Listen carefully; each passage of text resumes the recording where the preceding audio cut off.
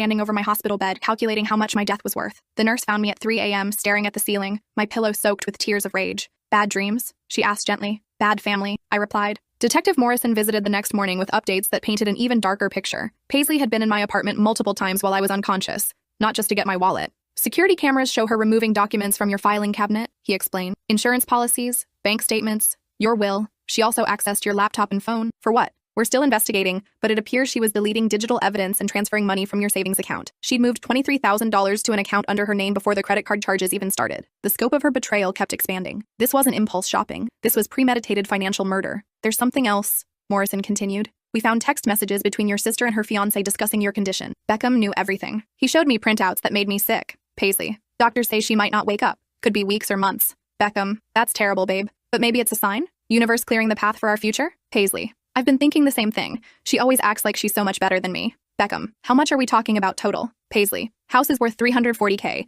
plus savings, investments, life insurance, probably close to $500,000. Beckham. Holy shit. That would solve all our problems. Paisley. I know. Sometimes I think about what would happen if she just didn't wake up. Beckham. Don't say that out loud. But yeah, I get it. I stared at the messages until the words blurred. My own sister had been praying for my death while planning her dream wedding with my money. We're adding conspiracy charges, Morrison said, and we'll be investigating whether they took any actions to interfere with your medical care. That afternoon, Beckham showed up at my hospital room. He'd somehow talked his way past security, probably using his family's connections. He still wore his wedding suit, but his tie was gone and his hair was disheveled. This is all a misunderstanding, he said, closing the door behind him. Paisley was just trying to help. She was scared and made bad decisions. I studied his face, handsome in a generic tech bro way, with perfect teeth and hollow eyes. Did you know she filed for guardianship? His pause told me everything. She was protecting your assets, he said finally, making sure nothing happened to them while you recovered. By spending them on your wedding?